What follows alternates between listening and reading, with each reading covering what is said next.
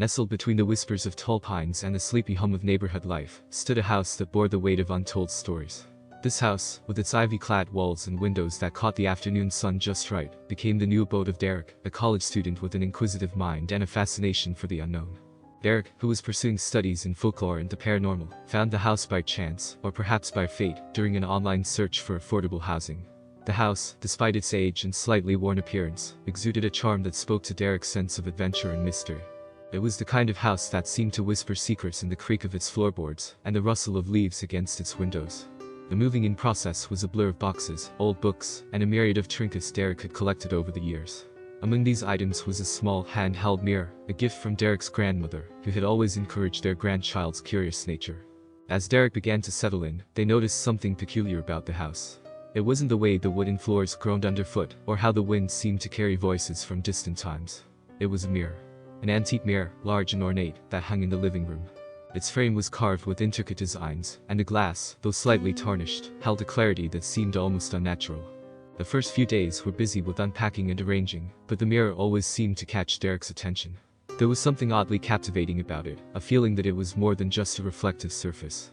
Derek would often find themselves pausing in front of it, gazing into their own eyes, wondering about the lives it had reflected in its long existence.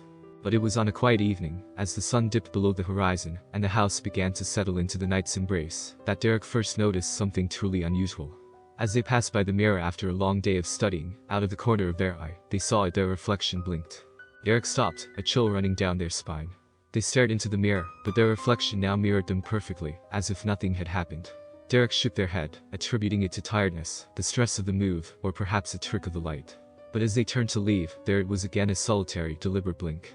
That night, sleep was elusive. Derek's mind raced with possibilities, logical explanations, battling with the budding realization that something inexplicable was happening. The mirror, with its silent, watchful presence, had become a mystery, an enigma that beckoned to Derek's deepest curiosities and fears.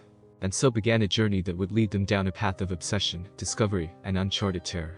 The days that followed were marked by an unshakable sense of unease for Derek. The incident with the mirror replayed in their mind, a loop of disbelief and intrigue. Despite their rational instincts, they couldn't dismiss what they had seen. The mirror's odd behavior soon became an obsession, a puzzle demanding to be solved. Each day, Derek would stand before the mirror, studying their reflection for any sign of independence. At first, it seemed as though the initial incident was a mere fluke, a trick of an exhausted mind. But as days turned into weeks, the occurrences grew more frequent and unmistakable. There were blinks, subtle shifts in posture, and fleeting expressions that never crossed Derek's own face. Compelled by a mix of fear and fascination, Derek delved into researching the mirror's history. They scoured the local library's archives, poring over dusty tomes and old newspaper clippings. In an online forum for antique collectors, Derek posted pictures of the mirror, hoping for some insight into its origins. It was there that Derek first stumbled upon the story of the mirror's previous owner, a reclusive figure known in the community as a collector of oddities, and rumored to dabble in the occult. This individual, whose name seemed to have been deliberately erased from history, had lived in the very house Derek now occupied. The mirror, according to fragmented accounts, was said to be the collector's prized possession, an artifact of unknown origin and mysterious powers. Armed with this new information, Derek's curiosity transformed into a burning need to understand. The mirror was no longer just a reflection, it had become a gateway to something unknown, a silent observer hiding secrets within its silvered surface. Nights were spent in front of the mirror, eyes locked on the glass, waiting for the reflection to betray its autonomy again. Derek documented these encounters, jotting down notes on the reflection's subtle anomalies. The world outside the house began to fade into the background, friends' calls went unanswered, classes were skipped, and family visits were postponed. The reflection's autonomy grew more pronounced. Sometimes, Derek would catch it smiling faintly, or his eyes would dart away, avoiding direct gaze. The more Derek observed, the more they felt a creeping sensation, as if they were not alone in the room. It was as though the mirror housed an entity, a silent watcher mimicking their form, but harboring intentions far from benign. This unsettling realization began to take its toll on Derek. Sleep became a rare commodity, filled with dreams of twisted reflections and whispered secrets. Their days were consumed by the need to unravel the mystery of the mirror, to confront whatever resided within its depths. But with each passing day, as the reflection's independence grew, so did Derek's sense of dread. It was a feeling that burrowed deep, a whispering voice that warned of things best left undiscovered. Yet, driven by an almost masochistic need for answers, Derek continued their vigil, unaware of the darkness that was slowly enveloping them, both in the mirror and in the shadows of their own mind. As autumn bled into winter, the house, with its enigmatic mirror, became the crucible for Derek's growing obsession. The reflection's autonomy evolved from a mere curiosity to something far more sinister. It no longer just mimicked Derek's movements with slight variations, it began to act independently, displaying behaviors and expressions completely foreign to Derek. The reflection started to avoid Derek's gaze, looking off to the sides or downwards, as if fearful or ashamed. Sometimes, Derek would catch it watching them, its eyes filled with an emotion that was difficult to place. Was it sadness, longing, or something more ominous? This eerie development intensified Derek's isolation. Friends began to express concern over Derek's withdrawn behavior and disheveled appearance, but their attempts at intervention were met with resistance. Derek's world had contracted to the confines of the house and the mystery of the mirror. In their quest for answers, Derek scoured the internet for similar occurrences. They posted on paranormal forums and read through countless threads about haunted objects and spirit possessions. Responses ranged from skeptical dismissals to wild speculations. Some suggested rituals to communicate with spirits, while others warned of the dangers of meddling with the unknown. Simultaneously, Derek delved deeper into the history of the house and its previous occupants. Through local records and a few encounters with long-standing residents of the neighborhood, Derek pieced together a fragmented history. The house had been home to various individuals over the years, but none as enigmatic as the collector. His presence seemed to linger like a shadow over the property. The lore surrounding the collector was a tapestry of rumors and half-truths. Tales of seances, forbidden rituals, and dealings with dark entities were common threads. The mirror, according to local legend, was a portal, a conduit through which the collector communicated with otherworldly beings. But these stories, steeped in superstition and fear, offered no concrete answers, only deepening the mystery. As the days passed, the occurrences around the house grew more unsettling. Objects would move on their own, doors would close without a breeze, and at night, Derek swore they could hear faint whispers, as if the walls themselves were speaking. One particularly chilling evening, as a storm raged outside, casting the house in a symphony of wind and rain, Derek witnessed the reflection turn its back entirely, refusing to face them. This act marked a turning point, the crossing into a realm of the inexplicable. That night, shadows seemed to dance in the corners of Derek's vision, and the air felt charged with an unseen presence. The house, with its creaking bones and sighing walls, felt alive, as if it were breathing, watching, waiting. Derek, now consumed by a mix of fear and determination, decided to confront whatever resided within the mirror. Armed with a digital recorder and a camera, they set out to communicate with the entity, to demand answers. As Derek stood before the mirror, the reflection slowly turned to face them.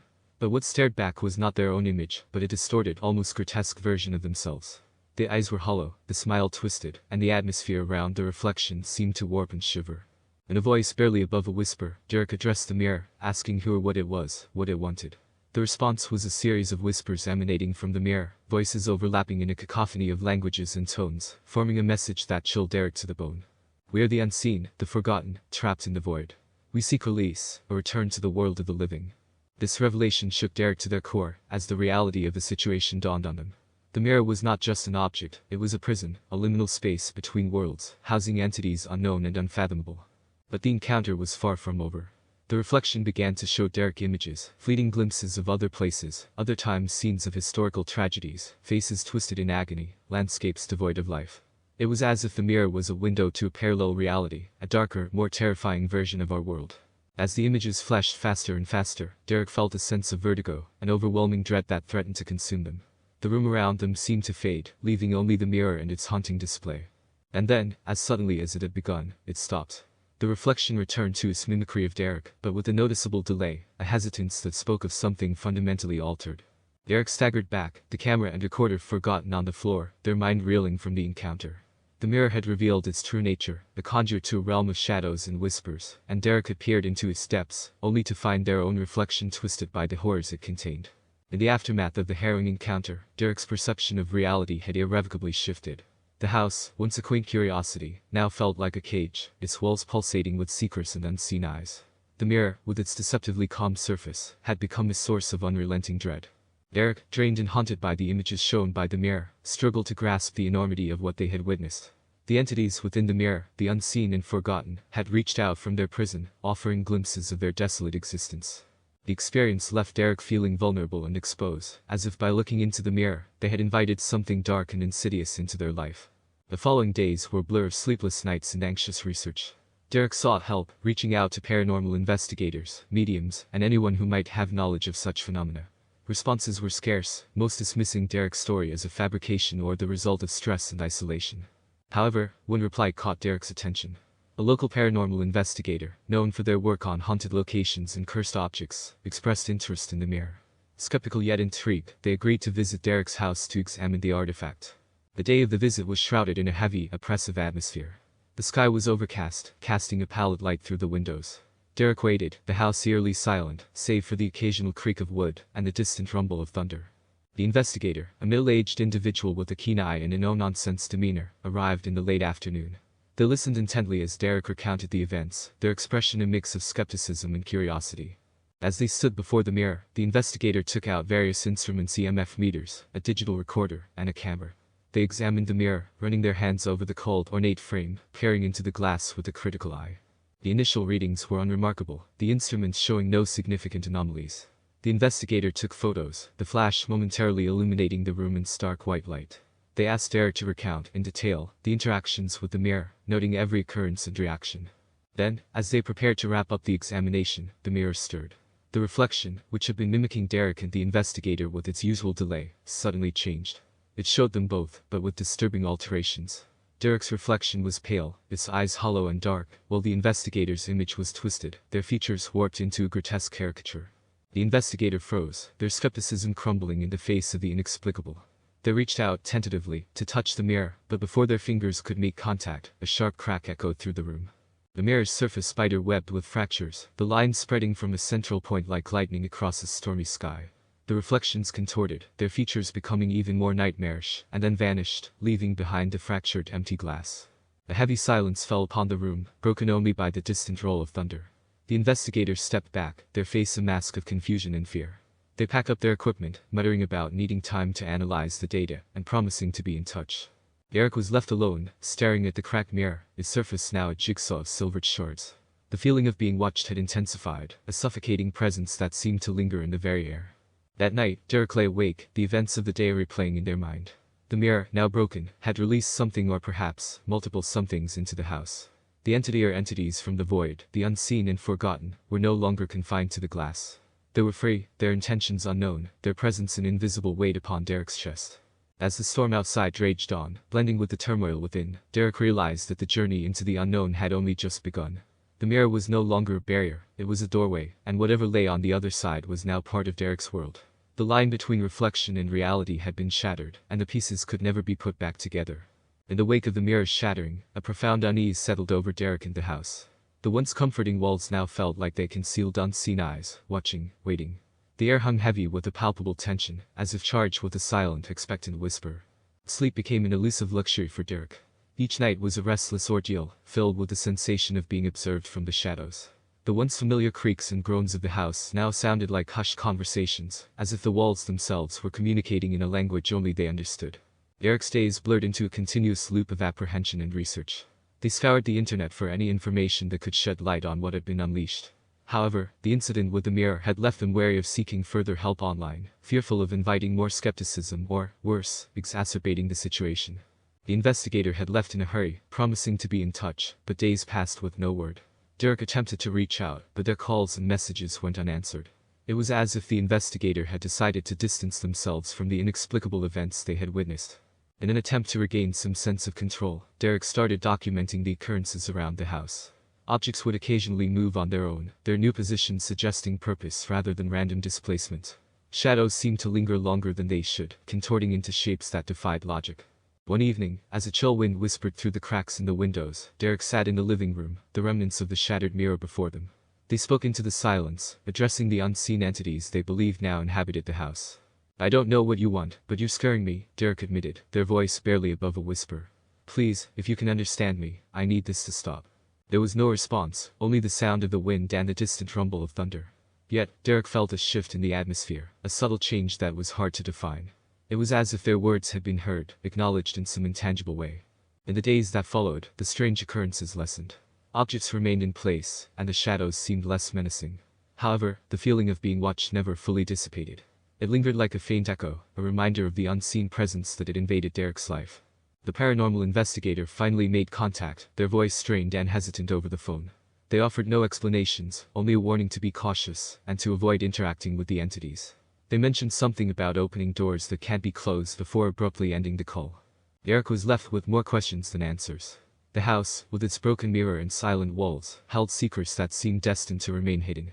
The entities, whatever they were, had receded into the background, their intentions and desires as enigmatic as the day the mirror first cracked. As the days turned into weeks, Derek's life began to regain a semblance of normality. They returned to their studies, albeit with a newfound perspective on the paranormal. Friends and family, relieved to see Derek re-emerging from isolation, provided a much-needed sense of support and grounding. Yet, the experience with the mirror had left an indelible mark on Derek. They could not forget the eyes that had watched them from the glass, the voices that had whispered from the void. The house, once a place of curiosity and exploration, was now a constant reminder of the thin veil that separates our world from the unknown. Months had passed since the mirror's shattering, but the memory of that night remained etched in Derek's mind like a scar. The house, once a sanctuary of solitude and study, now felt like a silent witness to a profound and unsettling truth. Derek had learned to live with a lingering sense of unease, accepting it as a part of their daily existence. The odd occurrences around the house had diminished, but the sensation of being watched never fully disappeared. It was a constant, subtle reminder that something unexplainable had taken root in the shadows of the home. The local paranormal investigator, after their brief and unsettling call, never returned to the house, nor did they provide any further insights into the incident. Derek's attempts to contact them again were met with silence. It was as though the investigator had chosen to erase the experience from their life, a decision that Derek sometimes envied. Despite the ongoing mystery, Derek had gradually resumed their studies, channeling their experience into a renewed passion for folklore and the paranormal. The encounter with the mirror had opened their eyes to the possibilities that lay beyond the veil of the known world, fueling a desire to understand the unexplainable. However, Derek's approach to the paranormal had changed. Where once there was a fearless curiosity, now there was caution and respect. They had come to realize that some doors, once opened, could never be fully closed, and some mysteries were best left unexplored. As the final chapter of this experience unfolded, a new visitor arrived at Derek's door. It was a young couple, intrigued by the house's history and the rumors of its haunting. They were writers, working on a book about haunted locations, and they had heard about the incident with the mirror. Derek, hesitant at first, decided to share their story. The couple listened intently, their eyes wide with a mix of fascination and apprehension. As Derek recounted the events, the broken mirror lying silently in the corner, the atmosphere in the room grew heavy, charged with an unspoken understanding of the unknown. When the story was over, the couple thanked Derek, their expressions a mix of awe and disbelief. They left with a promise to include Derek's experience in their book, a testament to the mystery that had unfolded within these walls. In the end, Derek was left alone in the house once again. The mirror, now just a collection of fragmented reflections, stood as a symbol of the experience that had forever changed their perception of reality. The story concludes with Derek sitting in the living room, the setting sun casting long shadows across the floor. The feeling of being watched was still there, a silent companion in the quiet house. But Derek had come to terms with it, accepting the presence as part of the home's character, a lingering echo of the unseen and forgotten. As night fell, and the house settled into the embrace of darkness, Derek pondered the nature of the entities that had once dwelled within the mirror. Were they still here, hidden in the shadows, or had they moved on to realms unknown? The answer remained elusive, lost in the reflection of a broken mirror. All that was certain was the lingering sense of mystery, the quiet whisper of something that existed just beyond the reach of understanding. And so, the story of the mirror and the unseen gaze came to a close, not with a definitive ending, but with an open-ended question that lingered in the air, much like the unseen presence that had become a part of Derek's world.